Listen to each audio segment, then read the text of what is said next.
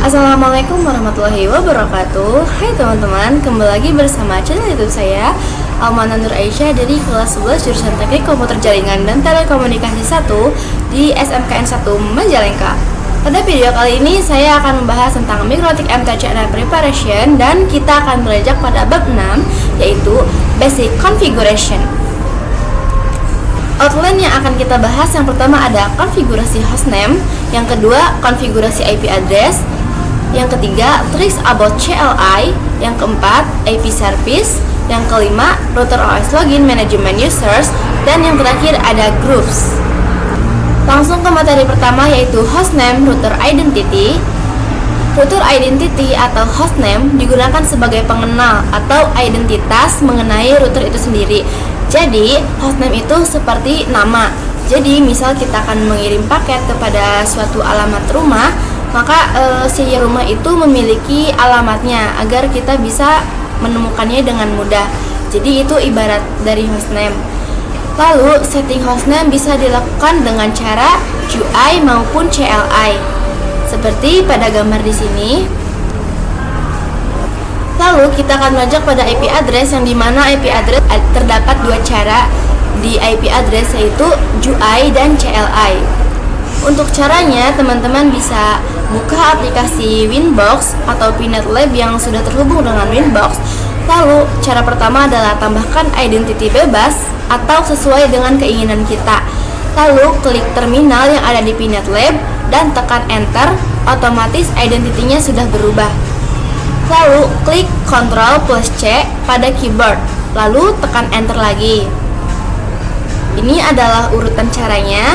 Teman-teman bisa lihat dari yang pertama ke sini, lalu ke sini dan sampai akhir. Lalu setelah menekan enter, sistem identity print yang terakhir. Lalu ada IP service.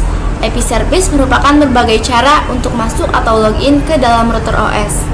Dapat juga digunakan dalam membatasi user untuk login dari salah satu device dengan cara mematikan atau merubah nilai port pada service tersebut.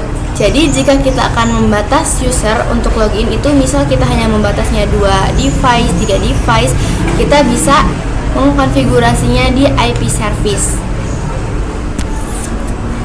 Lalu ada IP service lab. Untuk caranya yaitu, yang pertama, kita harus mendisable semua service kecuali SSH dan Winbox. Lalu kita merubah port SSH menjadi 9002 dan Winbox menjadi 3000. Lalu login kembali ke router menggunakan default port.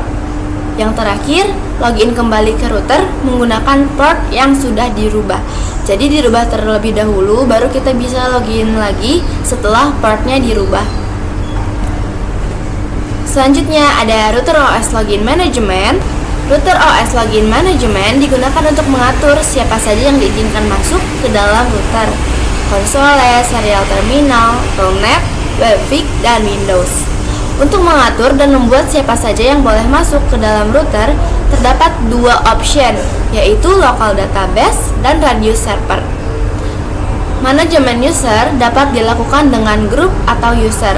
Untuk grup, yaitu profil pengelompokan user, menentukan privilege yang bisa diperoleh suatu user. Lalu untuk user, merupakan login username dan password dari suatu user. Ini adalah cara user. Jadi untuk yang pertama kita isi dulu yang adminnya. Untuk namanya bebas sesuai keinginan kita. Lalu untuk grupnya kita pilih, lalu pilih yang full. Lalu setelah itu kita buat password sesuai keinginan kita juga. Lalu setelah itu konfirmasi kembali password yang sudah kita buat.